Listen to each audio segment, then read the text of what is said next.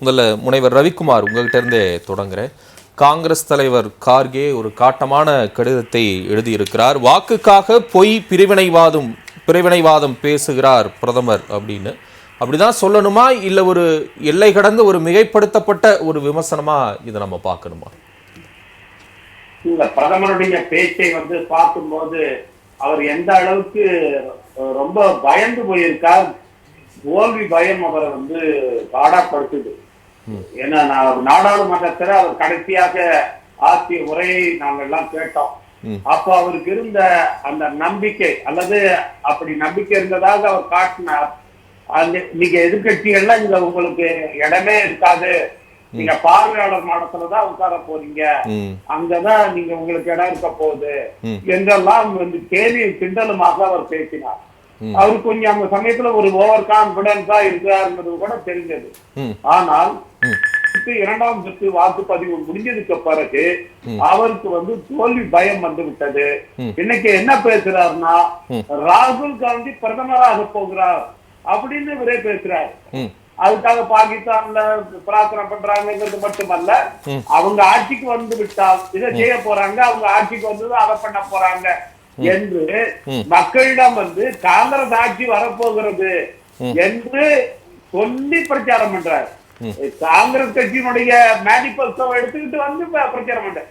ஏன்னா காங்கிரஸ் கட்சியுடைய தேர்தல் அறிக்கைய அவங்க எடுத்து பிரச்சாரம் பண்ணா அதை நம்ம புரிஞ்சுக்கலாம்.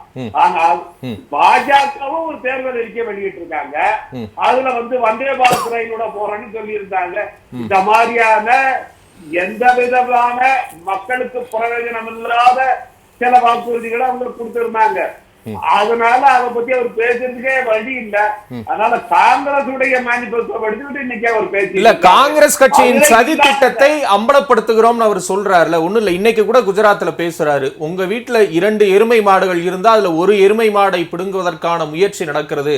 காங்கிரஸ் கட்சியின் சதி திட்டத்தை, இந்த தேர்தல் அறிக்கையில் இருக்கக்கூடிய சதியை மக்கள் மத்தியில் நான் தொடர்ந்து அம்பலப்படுத்துவேன், யாரும் என்ன தடுக்க முடியாது அப்படின்னு. அப்போ உங்களை அம்பலப்படுத்துகிறாரா பிரதமர் நரேந்திர மோடி? அம்பலப்படுத்துறதுன்னா என்னன்னா, அதாவது உள்ளார ஒண்ணு இருக்கு, அது மக்களுக்கு தெரியாம இருக்கு, அதை வெளியில சொல்றாருன்னா இது அம்பலப்படுத்துறது. உதாரணத்துக்கு பாஜகவுடைய திட்டம் 400 இடம் நாங்க வெற்றி பெறுவோம்னு சொல்லிட்டு இருந்தாங்க. அத அவங்க கட்சிக்காரர் அம்பலப்படுத்தினார். எதுக்காக நாங்க 400 இடம் வரப்போறோம், 3/2 பங்கு மெஜாரிட்டி வர்றதுங்கிறது நாங்க அரசியலமைப்பு சட்டத்தை மாற்றுறதுக்காகத்தான் அந்த இடத்த நாங்க வரணும்னு சொல்லிட்டு இருக்கோம் என்று அவரே அவங்க கட்சிக்காரங்களே அம்பலப்படுத்துறாங்க. அதுதான் அம்பலப்படுத்துறது. ஆனால் காங்கிரஸ் கட்சியோட மேனிபெஸ்டோ என்ன இருக்குது, நாங்க பெண்களுக்கு, ஏழை தாய்மார்களுக்கு ஆண்டுக்கு 1 லட்சம் ரூபாய் கொடுக்கிற மகாலட்சுமி திட்டம் இருக்கு. அது போல இளைஞர்களுக்கு வேலை வாய்ப்பு கொடுக்கிற திட்டம் இருக்குது. ஏழைகளை வேலை கொண்டு வரதுக்கான திட்டம் இருக்குது. விவசாயிகளுக்கான குறைந்தபட்ச ஆதரவு விலையை கொடுக்கறதுக்கான வாக்குறுதி இருக்குது. அது மாதிரி தொழிலாளர்களுக்கான அந்த சட்டங்கள் எல்லாம் நாங்க மாற்றுவோங்கிறதுக்கான வாக்குறுதி இருக்கு. இப்படி இந்த நாட்டுடைய பெரும்பகுதி மக்களுக்கான வாக்குறுதிகள் இருக்கு. குறிப்பாக சாதிவாரி கணக்கெடுப்பு நடத்தப்படும். அதன் அடிப்படையில இந்த நாட்டினுடைய பெரும்பான்மை மக்களுக்கு அதிகாரத்துல, கல்வியில, வேலை வாய்ப்புல அவர்களுக்கு உரிய இடம் வழங்கப்படும் என்கிற வாக்குறுதி அதுல இருக்கு. இதை அவர் பேசுறதுக்கு பதிலா அதுல இல்லாததெல்லாம் இவரு இட்டு கட்டி, ஏன்னா ஒரு பிரதமரா, அதாவது நரேந்திர மோடி என்கின்ற ஒரு மேடை பேச்சாளர் அவரா இருந்து அப்படி பேசினார்னா இதை நாம இக்னோர் பண்ணலாம். அந்த கட்சிக்கு வாக்கு சேகரிக்கிறதுக்காக ஒரு மேடை பேச்சாளரா, ஒரு பிரச்சாரகரா, ஆனால் இந்த நாட்டினுடைய பிரதமரா இன்னமும் இருக்காரு. இந்த ஆட்சி மாற்றம் வரும் வரைக்கும் அவர் தான் பிரதமர். அப்படி பிரதமருக்குன்னு ஒரு அந்த பதவிக்குன்னு ஒரு அழகு இருக்கு, ஒரு கண்ணியம் இருக்கு. அப்படி இருக்கிறவர் இப்படி பொய் பேசுவது, பச்சை பொய், தெரிந்து மனம் கூசாமல் அந்த பொய்யை பேசுகிறார் என்று சொன்னால் அவர் எந்த அளவுக்கு டெஸ்பரேஷன்ல இருக்கார். இல்ல, நீங்க போய் பேசுறீங்கன்னு சொல்றாருங்க அவரு. இல்ல, இப்ப இந்தியா கூட்டணி தலைவர்கள் ஒண்ணும் இல்ல, அவர் சொல்றாரு இடஒதுக்கீட்டை நாங்கள் ரத்து செய்து விடுவோம், அரசமைப்பு சட்டத்தை மாற்றி விடுவோம் அப்படின்னு எந்த இடத்திலையும் இதுவரைக்கும் வெளிப்படையா பாஜக தலைவர்கள் பேசவே இல்லை. ஆனா காங்கிரஸ் தலைவர்களோ நீங்களோ தொடர்ந்து இதை சொல்லிக்கிட்டே இருக்கீங்க. பாஜக ஆட்சிக்கு வந்தால் இடஒதுக்கீட்டுக்கு ஆபத்து, அரசமைப்பை மாத்திடுவாங்க. நேற்று கூட அமித்ஷாவும் பாரதிய ஜனதா மோடியும் பேசுறாங்க. நாங்கள் மீண்டும் ஆட்சிக்கு வந்தால் இடஒதுக்கீட்டுக்கு ஆபத்து ஏற்படாது, அப்படி ஆபத்து ஏற்படுத்தணும் நினைக்கிறவங்களையும் நாங்க விட மாட்டோம், இது காங்கிரஸ் கட்சி வேண்டுமென்றே மக்களிடம் அச்சுறுத்தலை ஏற்படுத்துறாங்கன்னு. இப்ப அவர் சொல்றது பொய்யின்னா நீங்க சொல்றது பொய்ன்னு இவர் சொல்றாரு, அதை எப்படி எடுத்துக்கிறது? அதுதான் இப்போ பாரதிய ஜனதா கட்சிக்கும் RSSக்கும் இடஒதுக்கீட்டின் மீது நம்பிக்கை கிடையாது, அதை அவர்கள் ஆதரிக்கவில்லைன்றது ரொம்ப எல்லாருக்கும் தெரிஞ்ச விஷயம். பாஜக மட்டுமல்ல, அதனுடைய தாய் அமைப்பான RSS, இன்றைக்கு அதனுடைய தலைவராக இருக்கின்ற மோகன் பகவத் அவர்கள், அவரே எவ்வளவு காலம் இந்த இடஒதுக்கீடு இருக்கிறது, இதை பத்தி நாம் மறுபரிசீலனை செய்ய வேண்டாமா என்று பேசியது வந்து இல்ல, அது முன்னாடி பேசி இருக்கிறாரு, போன மாசம் பேசி இருக்கிறாரு. மோகன் பகவத் என்ன சொல்றாருன்னா, இடஒதுக்கீடு கண்டிப்பாக இருக்கணும், இந்த நாட்டில் சமத்துவமின்மை நீடிச்சுக்கிட்டே இருக்கு, அது சரி செய்யப்படும் வரை இடஒதுக்கீடு இருக்கணும், நான் ஆதரிக்கிறேன்னு சில நாட்களுக்கு முன்பா பேசி இருக்கிறாரு. அதை நீங்க பார்க்க மாட்டீங்களா? அதே மோகன் பகவத் அதுக்கு முன்ன பேசினார்ல, அதுக்கு முன்ன இடஒதுக்கீடு வேண்டாம்னு அவர் மட்டுமல்ல, RSS சேர்ந்த 4 தலைவர்கள் பேசியிருக்காங்க. அதெல்லாமே இன்னைக்கு இணையதளத்துல இருக்கு. இதே பாரதிய ஜனதா கட்சி இந்த இடஒதுக்கீடு என்பது சமூக அடிப்படையில் வழங்கப்படுவது, SC SC இருந்தாலும் சரி, OBC இருந்தாலும் சரி, ஆனால் அந்த அடிப்படையிலே தகர்த்து பொருளாதார அடிப்படையில் சொல்லி இடஒதுக்கீடை நிர்மூலமாக்குவது, இடஒதுக்கீட்டை விரிவுபடுத்துவதற்காக அல்ல, இடஒதுக்கீட்டை நிர்மூலமாக்குவதற்காகத்தான் இடஒதுக்கீடு 10% இடஒதுக்கீடு கொண்டு வந்தாங்க. அது இல்லை என்று சொல்ல முடியுமா? ஏன் மண்டல் கமிஷன் அறிக்கை இங்க வந்து நடைமுறைப்படுத்தப்பட்ட போது அதை எதிர்த்து போராடியவர்கள் யார்? தீக்குளித்து போராட்டம் நடத்திய மாணவர்கள் யார்? ABVP அமைப்பை சேர்ந்தவர்கள் இல்லையா? அந்த ABVP அமைப்பு RSS மாணவர் அமைப்பு இல்லையா? அது வந்து பாஜகவுக்கு உடன்பாடு கிடையாதா? அதுக்காகத்தானே ரத யாத்திரையை துவக்கினார்கள், அதுக்காகத்தானே அயோத்தி பிரச்சனை கையில் எடுத்தாங்க. OBC பிரிவினருக்கு இடஒதுக்கீடு கொடுக்க கூடாது என்பதற்காக தானே இவங்க அயோத்தி பிரச்சனை கையில் எடுத்தாங்க, அத்வானி அவர்கள் எடுத்தார். யாருக்கும் தெரியாதா? ஏன் இப்ப சொல்ற ஆல் இண்டியா கோட்டா மருத்துவ படிப்புல இடஒதுக்கீடு வேண்டும் என்ற போது நாங்கள் எல்லாம் வழக்கு தொடுத்தோம், சென்னை வழக்கு தொடுத்தோம், பாராளுமன்றத்தில் எடுப்பதற்கு பிறகு இங்க வந்து மெடிக்கல் கவுன்சில் ஆஃப் இந்தியா சார்பா அபிடவிட் போட்டாங்களே, OBCக்கு இடஒதுக்கீடு கொடுக்க முடியாது என்று அபிடவிட் போட்டது யார்? Medical council of India. அது யார்? ஒன்றிய அரசுக்கு அதுக்கு சம்பந்தம் கிடையாதா? உச்ச நீதிமன்றத்துக்கு அப்பீல் பண்ணியது யாரு? Medical council of India. அதுக்கு ஒன்றிய அரசுக்கு சம்பந்தம் இல்லையா? உச்ச நீதிமன்றம் உத்தரவு போட்டதுக்கு பிறகுதானே இன்றைக்கு பிற்படுத்தப்பட்டவருக்கு இடஒதுக்கீடு ஆல் இண்டியா கோட்டாவில் கொடுக்கப்படுகிறது. இது எப்படி நடந்தது? செஞ்சார்களா? இன்றைக்கு இடஒதுக்கீட்டுக்கு எதிரானவர்கள் இவர்கள் என்பது வெளிப்படையான விஷயம். அதுபோல அரசமைப்பு சட்டத்தை திருத்த போகிறவர்கள் இவர்கள் என்பது வெளிப்படையான விஷயம். இடைநிலை கமிட்டியே அதற்கான சார்பாக இருக்கிறது.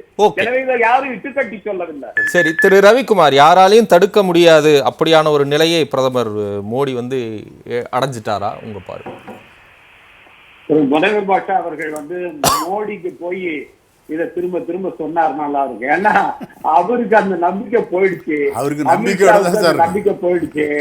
அதனால இன்னைக்கு வந்து பயத்துல உளர ஆரம்பிச்சுட்டாரு.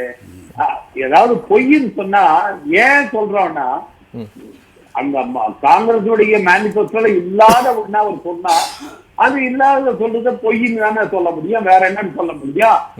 நாங்க வந்து இப்ப அவரு மனோகர் பாட்டர் சொல்ற, நீங்க வந்து கான்ஸ்டிடியூஷனை மாத்த போறாங்கன்னு சொல்றதோ அல்லது ரிசர்வேஷனை ஒழிக்க போறாங்கன்னு சொல்றதோ ஆதாரம் இல்லாம சொல்ல. ஏன்னா வாஜ்பாய் ஆட்சி காலத்துல கான்ஸ்டிடியூஷன் மாத்துறதுக்காக வெங்கடாச்சல கமிட்டி அமைச்சாங்களா இல்லையா? அன்னைக்கு திரு வாசன் அவர்கள் காங்கிரஸ் இருந்தாரு. அன்னைக்கு நீங்க வந்து அதை கலைஞர் வாஜ்பாய் ஆதரிச்சாரு, நீங்க வந்து கலைஞர் வாஜ்பாய் ஆதரிச்சாரு சார். நீங்க வாஜ்பாய் அவர் ஆதரிச்சாரா இல்லையா? வாஜ்பாய் கலைஞர் ஆதரிச்சாரா இல்லையா கேக்குறேன். நீங்க வந்து கான்ஸ்டிடியூஷன் மாத்துறதுக்காக கமிஷன் அமைச்சாங்களா இல்லையா? இன்னைக்கு ஆதாரம் இல்லாம யாரும் சொல்லல. கான்ஸ்டிடியூஷனை மாற்ற வேண்டும் என்பது அவங்களுடைய இலக்குகளில் ஒன்று, இது எல்லாருக்கும் தெரிஞ்ச ஒண்ணு. அன்னைக்கு KR நாராயணனுடைய வெளிப்படையான எதிர்ப்பின் காரணமாக அதை நிறுத்தினாங்க. இல்ல உண்டா இல்லையா? இன்னைக்கும் வந்து ஜக்தீப் தங்கர் நம்முடைய மாண்புமிகு குடியரசு துணைத் தலைவர் அவர் என்ன சொல்றாரு? பேசிக் ஸ்ட்ரக்சர் டாக்டரின் 50 ஆண்டுகளுக்கு முன்பால கேசவானந்த பாரதி வழக்கில் கொடுக்கப்பட்ட இந்த அரசமைப்பு சட்டத்துடைய அடிப்படை கூறுகளை மாற்ற முடியாது என்ற தீர்ப்பை மாற்றடா, அது பலருக்கு தடையாயிருக்கு என்று பேசியவர் நம்முடைய பாஜகவுடைய மூத்த தலைவர்கள் ஒருவர், நம்முடைய குடியரசு துணைத் தலைவர், அவர் பேசினாரா இல்லையா? இன்னைக்கு ஏன் தொடர்ந்து அவர்கள் அரசமைப்பு சட்டத்தை மாற்றணும், இந்த அடிப்படை கூறுகளை கூட மாற்றக்கூடாதுங்கிற தீர்ப்பையே மாற்றணும் என்று ஏன் அவர்கள் சொல்கிறார்கள்? இந்த அரசமைப்பு சட்டம் எதை உறுதி செஞ்சிட்டு இருக்கு? சமத்துவத்தை சொல்கிறது, எல்லாரும் சமம்னு சொல்லுது. இதை பாஜகவும் ஏற்றுக்கொள்ளாது, RSS ஏற்றுக்கொள்ளாது. ஏன்னா அவங்களுடைய மனுவாத கொள்கை புறத்தின் அடிப்படையில மக்களை ஏற்றத்தாழ்வு கற்பிக்கிறது அவங்களுடைய மனுவாத கொள்கை. அதுதான் அவங்களுடைய அரசமைப்பு சட்டமா மாற்றம் நினைக்கிறாங்க. அரசமைப்பு சட்டத்தில இருக்கிற இந்த சமத்துவம் என்பதை ஏற்றுக்கொள்ளாதவர்கள் தான் இன்றைக்கு பாஜகவினரோ RSS காரர்களோ. அதனாலதான் ஒழிக்கணும்னு சொல்றது காரணம் அதுதான். அதுதான் அரசமைப்பு சட்டத்தை ஏமாத்தணுங்கிறாங்க. அரசமைப்பு சட்டம் தான் இடஒதுக்கீடை கொடுக்கிறது. இல்ல நான் டவுட்ல கேக்குறேன். இல்ல திரு ரவிக்குமார், ஒண்ணு இல்ல எதிரானவர்கள் ஒண்ணு இல்ல நான் கேக்குறேனே, பிற்படுத்தப்பட்ட மக்கள், SC ST பட்டியலின மக்களிடம் இருந்து இருக்கக்கூடிய அந்த இடஒதுக்கீட்டை பறித்து இஸ்லாமியர்களுக்கு கொடுக்க போறாங்க, நான் அதை தடுத்துருவேன், என்னோட உயிரே போனாலும் அதை நான் விடமாட்டேன் அப்படின்னு சொல்றாருல. அப்ப இடஒதுக்கீட்டுல இந்த பெரும்பான்மை சமூகம், பிற்படுத்தப்பட்டவர்களோ பட்டியலின மக்களோ பலன் பெற வேண்டும் நினைக்கக்கூடிய மோடி இடஒதுக்கீட்டை ரத்து செய்வார் அப்படிங்கிறது முரணா இல்லையா? இல்லை, பிற்படுத்தப்பட்ட மக்கள் அவர்களுடைய மக்கள் தொகைக்கு ஏற்ப இடஒதுக்கீட்டை பெறணும்னா என்ன செய்யணும்? அதுக்கு சாதிவாரி கணக்கெடுப்பு நடத்தணும்.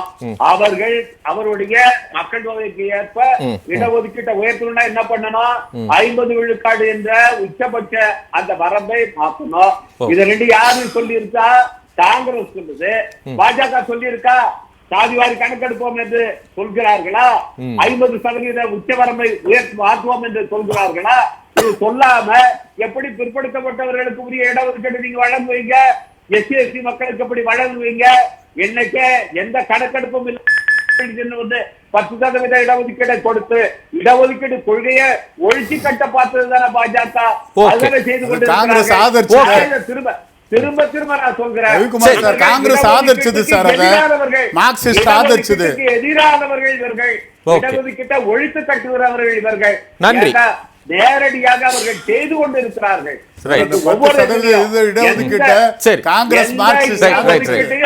நிறைவு செய்வதே கிடையாது. ரிசர்வேஷன்ல ஃபில் பண்ணாம வச்சிருக்கிறார். எல்லா ஒன்றிய அரசு பதவிகளையோ SC ST OBC ரிசர்வ்டு பதவிகளை நிரப்பாமல் வைத்துக் கொண்டு காலி இடங்களாக வைத்துக் கொண்டு இருக்கிற ஆட்சி பாஜக ஆட்சி. எனவே இடஒதுக்கீடு என்பது எதிர்ப்பவர்கள், ஒழிப்பவர்கள் தான் பாஜக காரர்கள். இதை நாங்கள் ஆதாரத்தோடு தான் சுட்டி காட்டுகிறோம்.